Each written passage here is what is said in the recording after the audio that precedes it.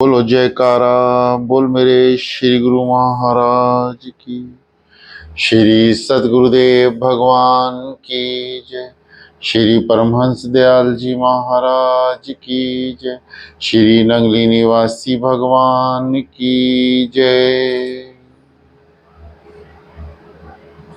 श्री अद्वैतानंद सच्चिदानंद प्रकाश। आगे एक मनुष्य ने प्रश्न किया कि पहले समय में जो बात मुंह से कह देते थे उस पर लोग स्थिर रहते थे, आजकल बात तो कोई प्रमाण ही नहीं, तामसुक और रजिस्ट्री की भी कोई कदर नहीं। इसका क्या कारण है? श्री महाराज जी ने फरमाया कि सभी बातें समय के साथ साथ बदलती रहती हैं। हिंदुस्तान में वर्ण व्यवस्था को कायम रखने की कोशिश जारी रखने का यही सबब है और ये वर्ण संसार में है, लेकिन गड़बड़ हो जाने से वचन पालन पर बड़ा असर पड़ रहा है। पहला, ब्राह्मण वर्ग का यह स्वभाव होना चाहिए कि ब्रह्म वाक्य सदा सत्यम, उनकी वाणी भूत वर्तमान और भविष्य तीनों काल में सत्य होनी चाहिए। दूसरा, पहले समय में ब्राह्मण और क्षत्रिय मिले जुले थे, ज्यादा फर्क ना था। जिसने ज्ञान ध्यान पूजा पाठ की तरफ चित्त लगाया ब्राह्मण कहलाया, जिसने देश प्रबंध और जनता की रक्षा को पालन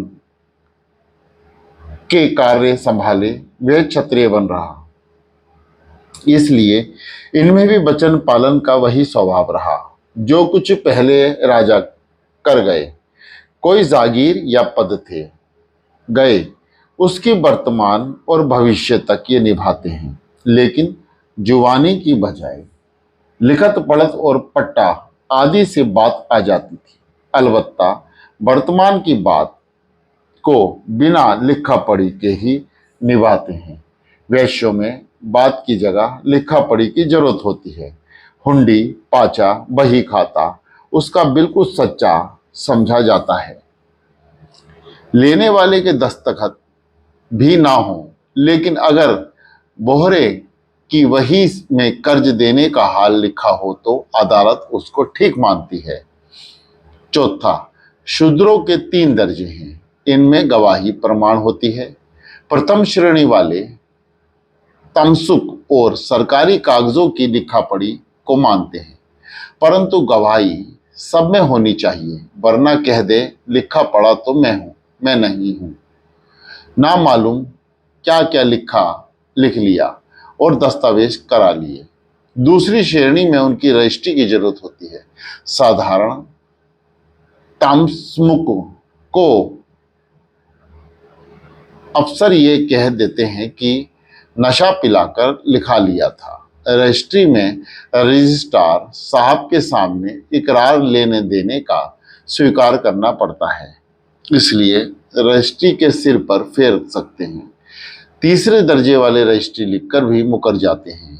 मैं रजिस्ट्री करने नहीं, किसी और को रजिस्ट्रार साहब के सामने पेश कर दिया होगा, ये दस्तखत मेरे नहीं है, इसलिए निशानी अंगूठे का रिवाज चलाया गया। मिसाल मशहूर है कि बात से जात पहचान जाती है।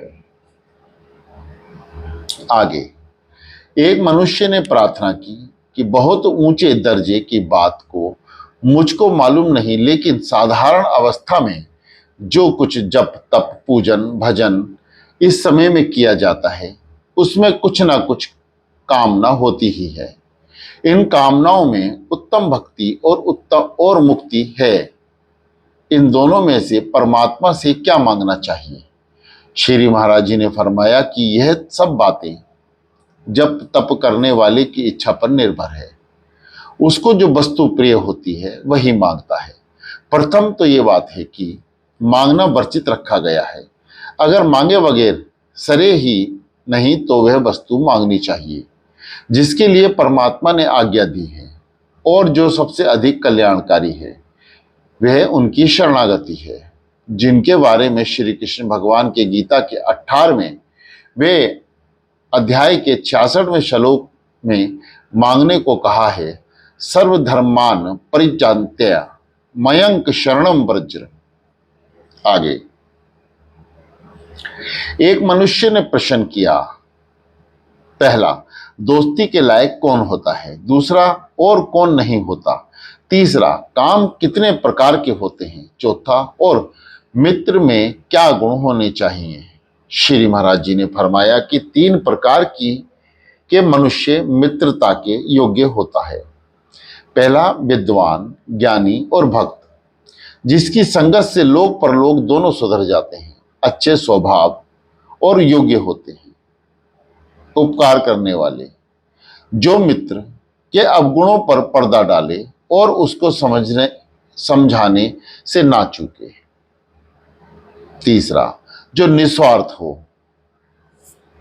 लोभी ना हो, जिनकी मित्रता की जड़ सच्चाई और अच्छे व्यवहार पर हो।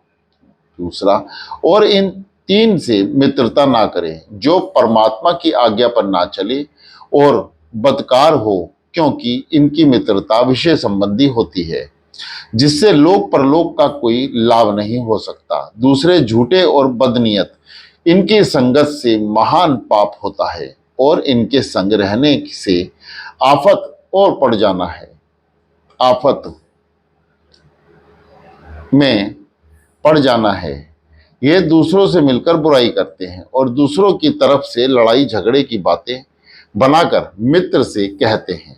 तीसरे, बुद्धिहीनों से, क्योंकि ना तो उनमें लाभ की आशा करनी चाहिए और ना दुख मिटाने की, जो भलाई और लाभ का बनाकर कहते हैं, उनकी जड़ में भी शरारत और हानि भरी होती है। तीसरा, मित्रता 3 प्रकार की होती है। पहला, भोजन के समान, जो हर समय अति आवश्यक होती है, बिना उसके काम ही नहीं चलता। दूसरा, औषधि के समान, जिसकी समय समय पर आवश्यकता होती है। तीसरा, दर्द के समान, जो कभी लाभ नहीं पहुंचाते बल्कि हर समय झगड़ा करते हैं और मक्कार होते हैं, यानी जो बात दिल में होती है उसको कभी प्रकट नहीं करते। चौथा, जिनमें 6 बातें हों, जिस उसमें मित्रता करने से सब शर्तें मित्रता की पूरी हो जाती हैं। पहला, जो दोष को देखकर प्रकट ना करे। दूसरा, जो एक गुण भी देख ले तो 10 गुणों का वर्णन करे। तीसरा, जो एहसान करे उसका ख्याल तक ना करे। चौथा, मित्र से जो लाभ पहुंचे उसको कभी ना भूले। पांचवा, जो दुख पहुंचे उसकी कभी शिकायत ना करे। छठा, जो क्षमा मांगे तो फौरन उसको क्षमा कर दे। जिसमें ऐसे गुण ना हो उसे मित्रता ना करें, अगर उससे मित्रता करेगा तो पछताएगा। आगे, एक रोज इरशाद हुआ कि 4 मनुष्य से ना तो बात कभी छिपानी चाहिए और ना देने में कमी उर्ज करना चाहिए। पहला, राजा या हकीम किसी खास मनुष्य या जनता की भलाई के संबंध में जो बातें पूछे वो बताई जाएं। दूसरा, साधु को परोपकार के लिए कुछ मांगे तो देना चाहिए। तीसरा, श्रद्धावान शिष्य जो अधिकारी हो और सच्चाई में लोक या परलोक संबंधी बात पूछे तो उसको बतानी चाहिए। चौथा, सच्चे मित्र जो ऐसी चीज मांगे जिससे उनको सुख हो और आप दे सके तो जरूर देनी चाहिए। आगे, एक रोज इरशाद हुआ कि जनक सुता दशरथ बधु रामचंद्र वरलीन, सोहा रचा वशिष्ठ का, कर्म देख दुख देन। महाराजा जनक जैसे ज्ञानवान की बेटी और महाराजा दशरथ जैसे ऐश्वर्यवान की बहू और श्री रामचंद्र जी की अवतार और श्री रामचंद्र जी जो अवतार थे उनकी धर्म पत्नी और वशिष्ठ जी ऐसे महात्मा, पंडित और पुरोहित ना गृह गोचर देखकर विवाह सुझाया, फिर भी होनहार इतनी बलवान होती है कि किसी का किया हुआ काम नहीं आया, जो होनी थी होकर रही। आगे, एक रोज इरशाद हुआ कि 8 आदमियों से बचकर रहना चाहिए। पहला, जो धनवानों का हक ना पहचाने और अकृत्य के कहलावे, आकरण क्रोध करे और अपने को सहनशील समझे। तीसरा, बड़ी आयु वाला होने से ये कहे कि उसको सब कुछ मिलना चाहिए और औरों को कुछ ना दिया जाए। चौथा, जो हिला बहाना करे और उसको ठीक समझिए। पांचवा, झूठ बोले और बदनीयत रखे और कहे कि सच्चा और नेक नियत हूं। छह, जो विषय हो और विषय भोग को उत्तम माने। सातवां, बेशर्म और बेअदब हो। आठवां, बिना वजह दूसरों पर बदगुमानी करे, बिना सबब बुद्धिमान को तोहमत लगावे। आगे, एक रोज इरशाद हुआ कि इन 8 आदमियों से मेल रखना चाहिए। जो उपकार का एहसान माने यानी कृतज्ञ हो, और जो उसको करना उचित हो उसको करे। दूसरा, जिसका प्रेम और प्रीति समय के हेर फेर से बदले नहीं, सर्वदा समान रहे। तीसरा, बुद्धिमान लोग गुरुजन और बड़ों का आदर जरूर करें और अपने कहे और किए पर दृढ़ रहे।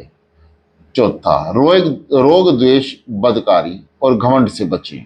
पांचवा, क्रोध के समय आपे से बाहर ना हो। छठा, दानी हो और अधिकार प्रति सबको दे। सातवां, लज्जा और मेल रखे और अदब को ना त्यागे। सच्चा मित्र हो और भक्त हो, पाप से बचे, नए मजहब नए रिवाजों से बचे। आगे, एक रोज इरशाद हुआ कि सामर्थ्य के समय अपने मन को बेकाबू ना होने दें, वरना वह मारकर छोड़ेगा। पहला, क्रोध के समय दीनों पर रहम करें ताकि अपने से जबरदस्त मेहरबान होंगे। दूसरा, स्मृति यानी नीति के विरुद्ध आज्ञा ना दें। तीसरा, सोचे बगैर काम ना करें वरना पछताना पड़ेगा। चौथा, बदकारी ना करें, उसका फल बुरा है। पांचवा, सामर्थ्य के समय नेकी करें ताकि जनता याद रखे और कर्म फल से असामर्थ्य होने पर उसके साथ सबकी सहानुभूति हो। छठा, सुंदर और जवान स्त्री को घर में अकेली छोड़कर बहुत समय को दूर देश ना जाए। सातवां, अपना धन दूसरे के पास अमानत ना रखे। आठवां, मूर्ख को अपने और अपने बेरी के बीच फैसला करने में पंच मुकर्रर ना करे। नौवां, जो नेकी बदी के एक जैसे समझे और परलोक को ना माने और मना किए हुए काम प्रकाश में करे और जो मन के में विषय रस के चिंतन से ना बचे उसकी संगत ना करे। आगे, एक रोज इरशाद हुआ कि जिसमें 5 बातें हों ऐसी स्त्री बड़े पुण्य के फल से मिलती है। अगर भाग्य की हीनता से जुदा हो जाए तो दुख की बात है। पहला, खानदानी, शरीर सुंदर और आज्ञाकारी हो। दूसरा, बुद्धिमान और गंभीर हो और दिल मिला हो। तीसरा, अच्छी सीख दे और गुप्त प्रकट में प्रेम रखे। चौथा, नेकी बदी, भलाई बुराई, हानि लाभ में साथ दे, ऐसी मिली रहे जैसे शरीर से बनियान कुर्ता मिला रहता है। पांचवा, जिसके रहने से घर में वृद्धि हो और घर हरा भरा रहे। आगे, एक रोज इरशाद हुआ कि 8 चीज की परीक्षा करने की आवश्यकता नहीं है। पहला, सूरमा की लड़ाई में। दूसरा, ऊंची धरती की खेती में। तीसरा, बुजुर्गों के क्रोध की हालात में। चौथा, बनिए और बहरों के हिसाब में। पांचवा, मित्र की जरूरत के समय। छठा, असली आदमी को बदहाली में। सातवां, भक्त के परलोक के निष्फल इकट्ठा करने में। आठवां, विद्वान की उपदेश देते समय। आगे, एक व्यक्ति ने प्रार्थना की कि निंदा वर्जित है, छोटा मनुष्य करे तो भी बुरा कहलाता है, अगर कोई बड़ा मनुष्य करे तो बहुत ही बुराई की बात है। दुनिया भर में शायद ही कोई पढ़ा लिखा मनुष्य होगा जिसने हजरत सादी शरीरा का नाम ना सुना हो, लेकिन उन्होंने बोस्ता के 8वें भाग में जो कुछ लिखा है वह उनकी महानता के विपरीत है। श्री महाराज जी ने फरमाया कि मनुष्य जो बात कहता है या सभा में लेक्चर देता है वह बहुत बातों पर निर्भर होता है। पहला, उसकी उत्पत्ति कैसी है। दूसरा, उसका मत। तीसरा, उसके धार्मिक विचार। चौथा, उसकी संगत। पांचवा उसका पेशा, कर्म या जीविका। जैसे कवि की रोजी का संबंध अमीर और बड़े आदमियों से होता है। रीति प्राप्ति और अमीरों को खुश करने के लिए लल्लो चप्पो की बात कहनी ही पड़ती है। छठा, मान बढ़ियाई को चाहने वाले जो लीडर बनना चाहते हैं, उन्होंने उनको जिस बात की मंशा के वो अनुयायी होते हैं, उनकी प्रशंसा और उनके विपरीत वालों की निंदा जरूर करनी पड़ती है। ऐसा करने से मूर्खों में उनका मान बढ़ता है। लोग ये समझते हैं वे बड़ा बोलने वाला है। इसको दूसरे मतों में बड़ी वाकफियत है। सातवां, लेख और पुस्तक को लोकप्रिय बनाने के लिए उसमें ऐसी बात जरूर लिखी जाती है जिसमें पढ़ने वाले प्रसन्न हों। इन सब बातों पर विचार करके पुस्तक और लेखों पर राय कायम करनी चाहिए। फिर सोचो कि इस्लाम में ऐसा कौन हो सकता है जिसने मूर्ति पूजा की प्रशंसा की हो।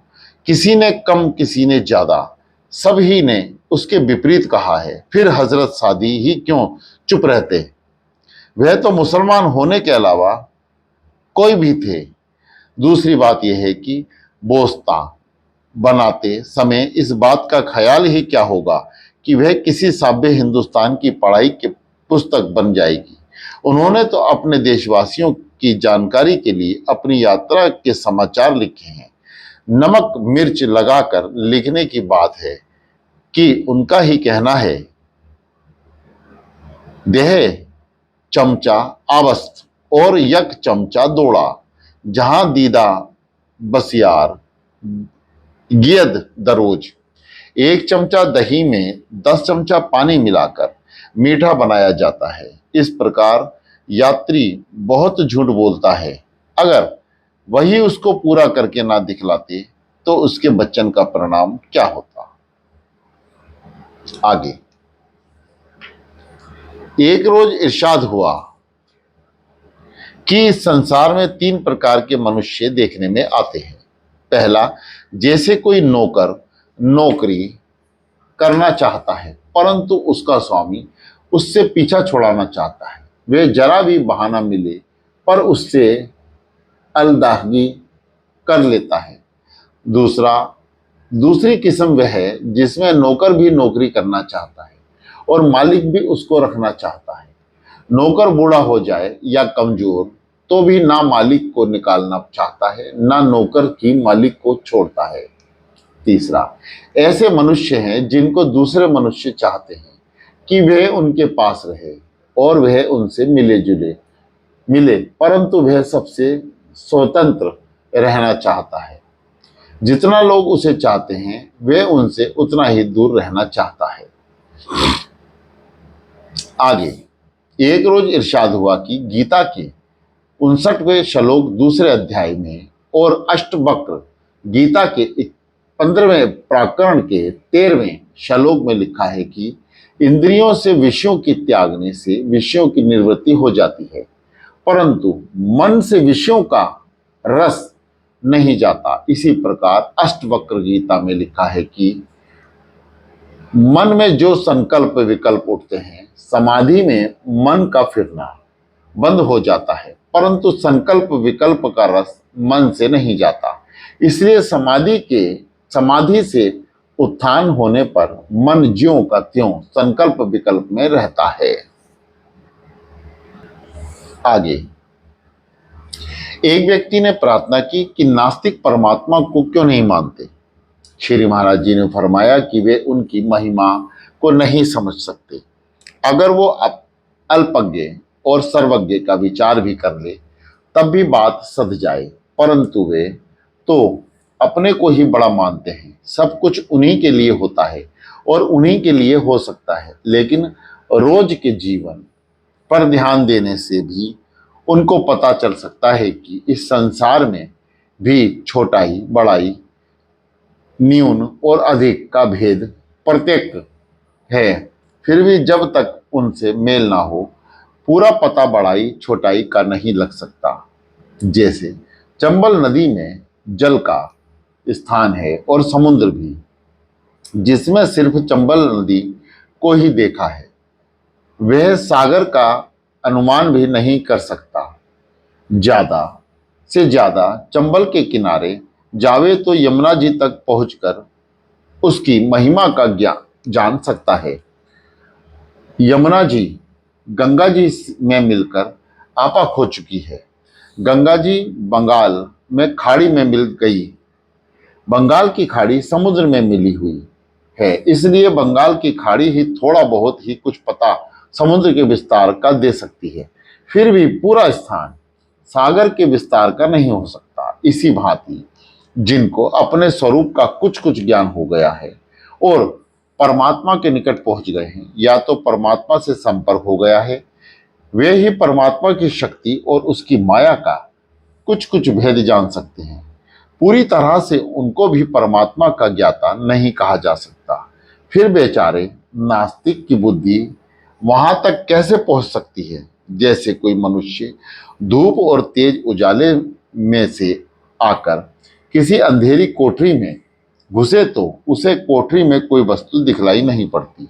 यदि आंख बंद करके थोड़ी देर कोठरी में खड़ा रहे तो फिर आंख खोलने पर वस्तु उसे दिखलाई पड़ती है। इसी भांति बाहरी जगत में माया के चमकीले चमत्कारों से मनुष्य की आंखें चुंधिया गई हैं। इसलिए हृदय रूपी गुफा में जो भागवत विराजमान है उनका दर्शन नहीं होता। वे बाहर की आंखें बंद करके हृदय में ध्यान स्थित हो तो उसको परमात्मा के स्वरूप का ज्ञान हो। आगे एक रोज इरशाद हुआ कि गुलरेना कंघी के कलम दो मुंह वाले होकर अच्छे काम साधते हैं। दो मुही सांप दो मुंह वाला होकर किसी को कष्ट नहीं पहुंचाता है। गोखरू दो मुंह वाला है परंतु बड़ी इच्छा औषधि है। सांप के दो जुबान होती हैं, एक से जहर निकलता है और दूसरी से वे जहर मोहरा उगलकर अपने काटे हुए जीव के जहर को दूर कर देता है। परंतु जो जुबान वाला मनुष्य इन सब से नीच है, उसकी बातें झगड़ा व फिसाद कराती हैं और उसका विश्वास घटा देती हैं। आगे एक रोज इरशाद हुआ कि चीजें पायदार नहीं होती, इन पर भरोसा नहीं करना चाहिए। पहला बादल की छाया, दूसरा मतलबी यार की दोस्ती, तीसरा बाजारू स्त्रियों का प्रेम, चौथा लड़कियों की खूबसूरती, पांचवा झूठे की प्रशंसा, छठा धन दौलत, सातवां बच्चों की मीठी आवाज, आठवां पागलों की मेहरबानी, नौवां मस्तों की सखावत, दसवां मक्कारों की मुरीदी या इरादा, ग्यारहवां दुश्मनों का धोखा व चापलूसी, बारहवां बादशाहों की प्रशंसा। आगे एक रोज इरशाद हुआ कि आग पानी से बुझ जाती है, परंतु ईर्ष्या की आग सात समुंदर के पानी से भी नहीं मिट सकती। सांप का जहर मोहरा से दूर हो जाता है, परंतु कीना का जहर दूर नहीं हो सकता। आगे एक रोज इरशाद हुआ कि जिसमें पांच बातें हों वे जहां जावेगा गुजारा कर लेगा। पहला जो बदकार ना हो, दूसरा जो सबके साथ नेकी करता है, तीसरा जो सबसे मिलजुल कर रहने वाला हो, चौथा जो अच्छे स्वभाव वाला हो, पांचवा जो किसी को एव ना लगावे। आगे एक रोज इरशाद हुआ कि पहला जिस धन से लाभ ना हो वह बिल्कुल खोया हुआ है। दूसरा जो बादशाह अपनी और प्रजा का प्रबंध ना करे वे गाफिल और बेखबर है। तीसरा जो मित्र दुख में सहायता ना करे वे नीच है। चौथा जो स्त्री अपने पति से मिलकर ना रहे वह पतिता है। पांचवा जो संतान अपने माता पिता की सेवा ना करे वे कुपात्र है। छठा जैसे शहर में अमन और सस्ताई ना हो वे उजाड़ है। सातवां यह मजलिस खबर है जिसमें मित्रों का दिल मिला ना हो। आगे एक रोज इरशाद हुआ कि आठ चीजों का आठ चीजों से संबंध है। पहला स्त्री की आबरू का पति से, दूसरा पुत्र की इज्जत का पिता से, चेले की बुद्धि का गुरु से, फौज की शक्ति का सरदार से, बुजुर्गों का परहेजगारी से, प्रजा के अमन का राजा से, सातवां राजा के इंतजाम का न्याय से, आठवां न्याय की शोभा का बुद्धि, होशियारी और विचार से। आगे, एक रोज इरशाद हुआ कि राजा, हकीम, माता पिता, गुरु या कोई भी बड़ा हो, 5 स्थानों पर आदर ना देना माफ होता है। पहला, जब पेशाब में पखाना कर रहा हो। दूसरा, जब हजामत बनवा रहा हो। तीसरा, जब तेल लगवा रहा हो या स्नान कर रहा हो। चौथा, जब भागवत भजन या ध्यान में लीन हो। पांचवा, जब भोजन कर रहा हो। आगे, एक शख्स ने पूछा, भभूति लगाने से क्या फायदा होता है और ये किस चीज की बनती है?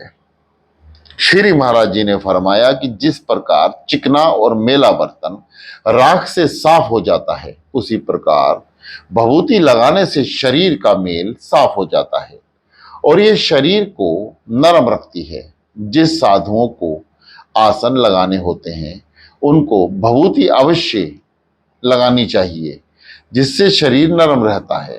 तेल की मालिश से भी शरीर नरम रहता है, परंतु साधु रोज तेल कहाँ से लावे और कहाँ कहाँ साथ लिए फिरे। भभूति हर जगह मिल सकती है। कंडों को जलाकर उसकी राख को रोज स्नान करके बगैर पानी पोछे ही बदन को मल लेते हैं। यह साधारण भभूति है। इस राख को महीन कपड़ों में छानकर और दूध में सानकर छोटे छोटे गोले से बनाकर धूप में सुखाकर छोड़ते हैं और गोले को फोड़कर स्नान करके शरीर पर अपनी विभूति मल लेते हैं। बोलो जयकारा, बोलो मेरे श्री गुरु महाराज की जय।